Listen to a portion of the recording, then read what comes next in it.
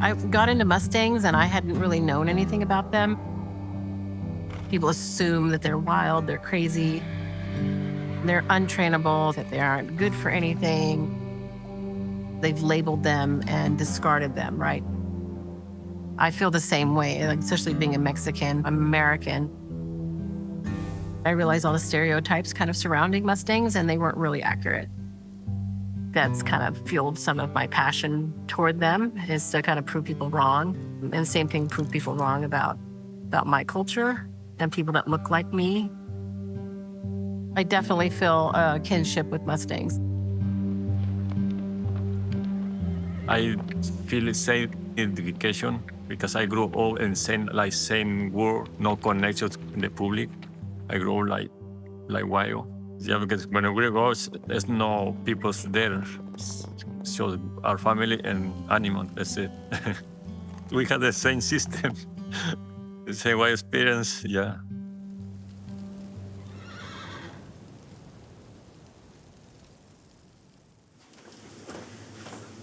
I feel like it's too early to eat pancakes. I need something else. Eggs. Yeah.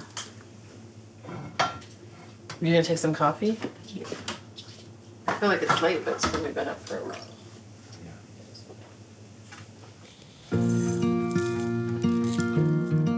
My name is Amber and Espinoza, and I am the co-trainer at Isidro Espinoza Horsemanship.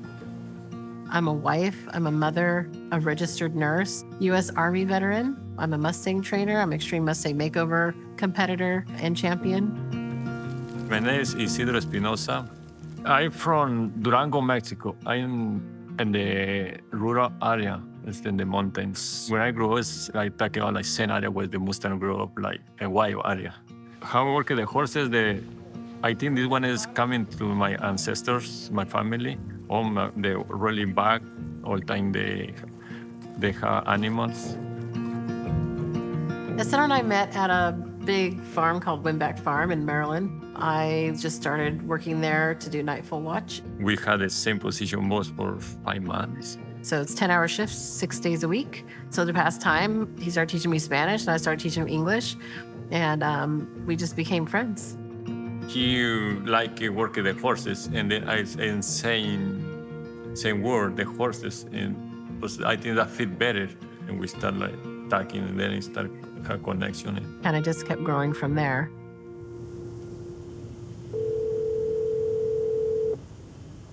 Hey. Hey, what does it say the degrees are outside? It's 32. 32? Oh, Yeah. it's only freezing? Oh, that's good. It's interesting because they think that Arizona is the desert and it's really, really hot, but we're actually in the mountains. And so it gets pretty cold. We have to go out there and feed and clean pens and do all the things regardless of what the weather is. Horses have to get taken care of. Yeah, people tell us all the time, like, oh, your life must be magical. And I'm like, it is. It doesn't feel really magical when you're freezing your butt off and it's like -3 degrees outside and you have to go feed. It's worth it. Because it's, I don't know, just being able to help horses and help people and help Mustangs. That just gets us pumped up to get up in the next morning and keep going, because we really are, changing Mustangs' lives and changing people's lives. So it's totally worth it.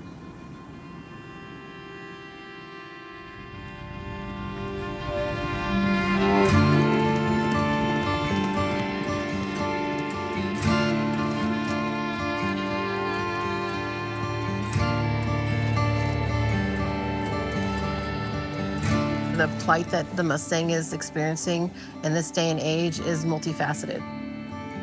One of the biggest issues is ignorance of not knowing that they're even there. I'm surprised how many people don't realize that we have wild horses. The herds do double every 3 years, and the land can't sustain that.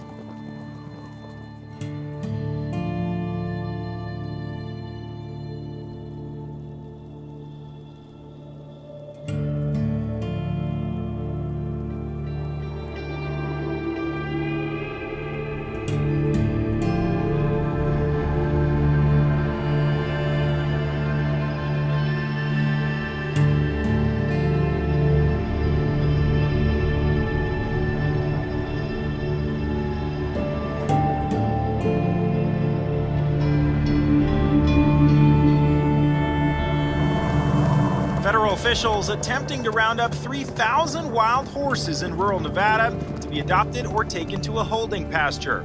The American Wild Horse Campaign shared this video they say shows one getting injured trying to escape. Depending on who you ask, the roundups are either a necessary solution to horse overpopulation or an inhumane practice.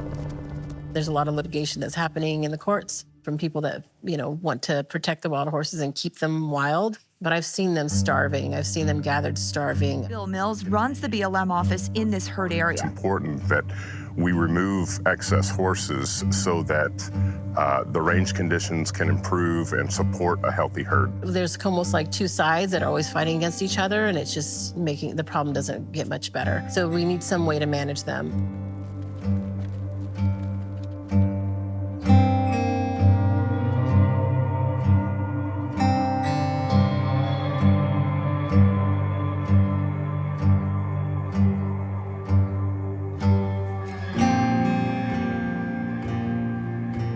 There's not enough people to support adopting that many horses and letting them know, not people with enough skill to adopt those horses. Obviously, what's going on right now is not working, where they're gathering them and trying to offer them to the public.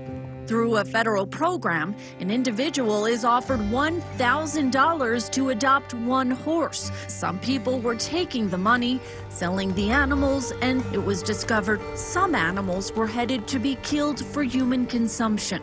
I don't know what the solution is. I just know what I can do. And what I can do is try to educate.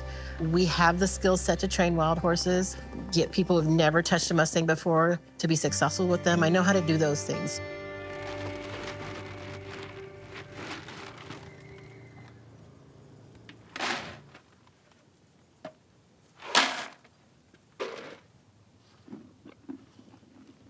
It was like always a dream to be able to work with horses.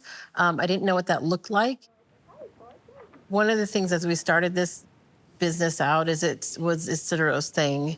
Even though I've also trained and I've been riding my whole life, it was more, he was the face of it because I knew there was nobody that looked like me. He looks like your quintessential, tall, quiet cowboy, right? Even though he still experiences that, he doesn't experience it like I do. I'm a short, chubby Mexican girl. I don't see anybody like me. I don't see anybody like me in the magazines. I don't see anybody like me in the catalogs. Obviously, I don't belong, right?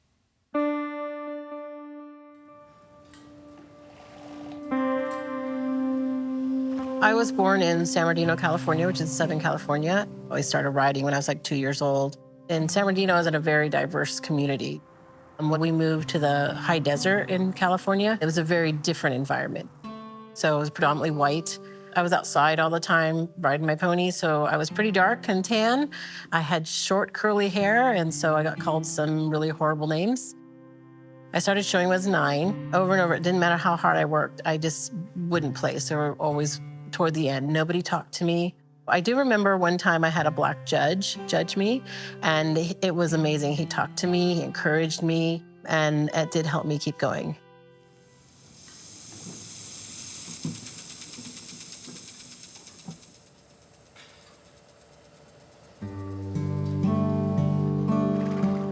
I've always wanted to train a wild Mustang. I've always wanted to see if I could do it, and so I just went up to the corrals, and I remember that I was sitting in a big pen with like 60 two-year-old geldings, and there was just one horse that just kind of kept standing there. And the wranglers were kind of sitting up on the fence, and they kept saying, "That's gonna be a good one." And all I could think of was, what the hell do I know? I'm gonna trust what they say. I just wanted a horse and see if I could do it, if I could train a wild horse. So I adopted him and showed him all over the country. Just an incredible horse. Anybody could ride him. It just changed my life. In Mexican culture, being lighter skin, lighter colored eyes, lighter hair, that's more valued. Papers, quarter horse with papers and bred and registered, that's desired. That's in the Western world, like anything else can't compare. And it's this sort of elitist kind of attitude that it's not worth anything. Well, that's kind of how I feel. I feel like we're the Mustang. Maybe my fight with Mustangs is actually my fight for myself.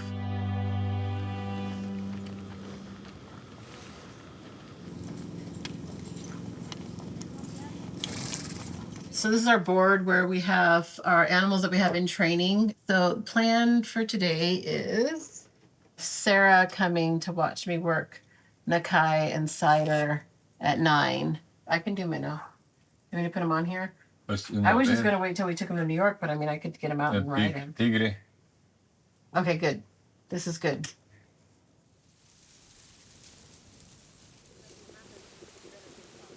We're going to maintain the same direction until I tell her otherwise. So that's our goal today.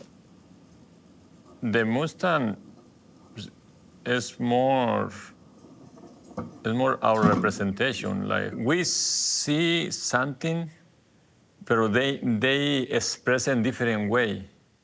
But we can feel how they treat to us.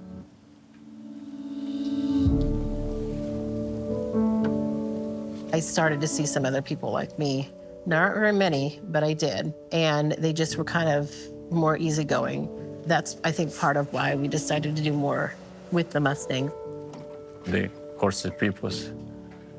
But when you want them, maybe the different, maybe see you want them, like, for example, in the show, the domestic horses, maybe they treat it too different. Anybody that's interested in Mustangs are already pushing those boundaries of pushing a stereotype and being less judgmental. Some people, they say Mustang, they think it's the bad animals. So you see one horse, they crazy, like look like crazy, it's because they go the different way, different direction for working. But see, you find how working that horse, you don't have any trouble. They may take time to get fully domesticated and habituated to our environment. And a lot of times it's not a good environment or not a good base to learn and get trauma, and they'll react from that and it'll be stuck to them.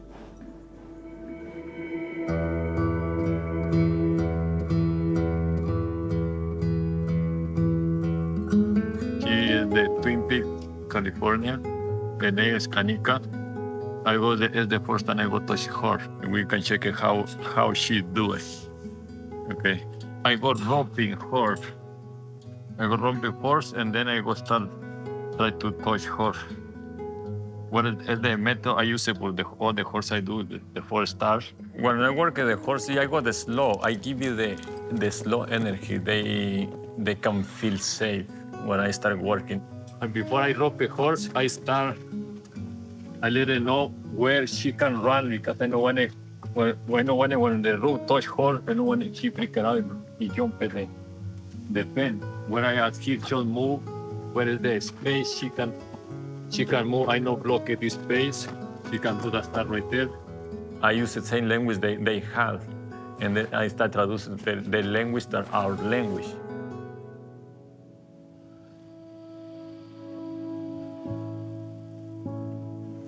Okay. This is normal for horse. Like figure out the rope, everything, because it's the first time.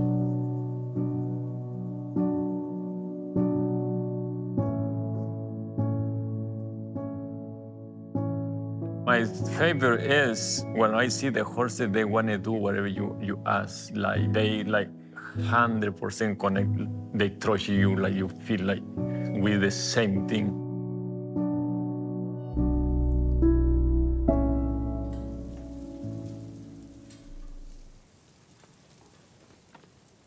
It's really, really hard, just as a young person in general, to get started in our current climate, and to be a horse trainer and try and get started, unless you were born in the business, is extremely difficult. And I want to help the younger generation not have to learn the hard way like I did and struggle.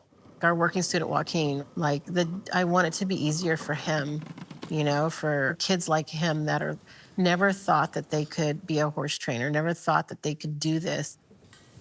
You can kind of slowly reach the back of your hand out to her and just see what she does. For Joaquin, you see this is a new horse for him. The first time, the younger, he do good. It's changed my life. Working with Amber and Isidro has really helped me gain my confidence and grow it. I would love to help people of color become more into the industry, because they are more likely to come to us because we look like them.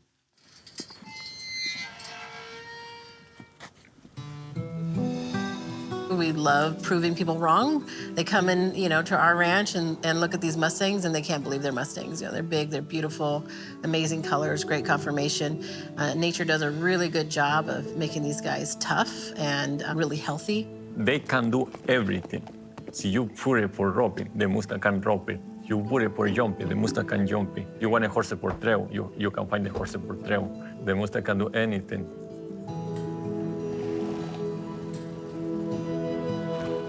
So we created what we're calling the Heart Mustang program, and what it is to fulfill a need that we found. We started this program for help more the horses.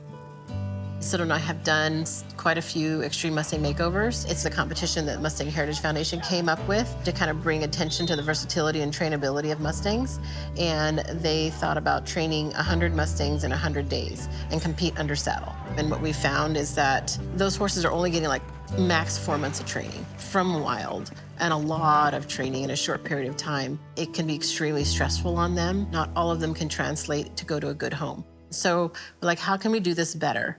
And so this program is a bit different, where we hand selecting Mustangs out of holding pens. So these ones, we go hand pick them. I can tell their personality. I can tell what they're gonna train up to be like, and I can match them with people. And they have to meet certain criteria instead of a time limit.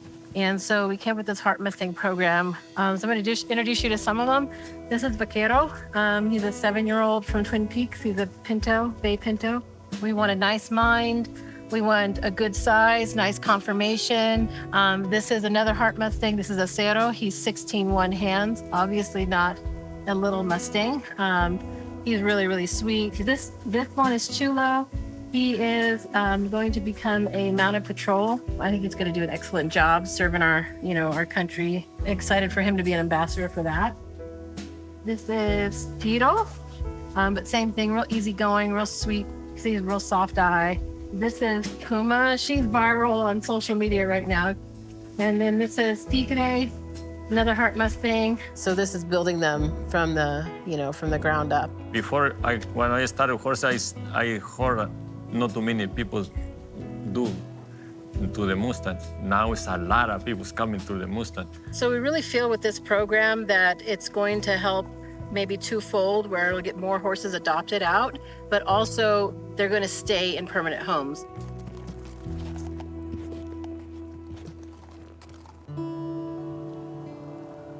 We've helped get over 1,000 Mustangs and Burros adopted since 2009. I've met my dream that I can actually do this for a living, and I'm so grateful for that. I think I have been designed, and everything that has happened to me up to this point, to be designed to be able to be resilient enough to handle it, to handle that scrutiny, to handle people calling me names and attacking me personally, refusing to serve me. I've been pulled over and harassed by police, all those things. I'm willing to kind of stand up for that and be alone. I don't want anyone else after me to do that. We want to be heard and we want to be included. I have no problem standing up for things and say what's right, say what's on your mind. Definitely doing the same thing for Mustangs. I have no problem standing up for them and really opening the door to let people see just how incredible a relationship with one can be. And that's extremely rewarding, to crash those stereotypes down, to be able to prove that wrong over and over again.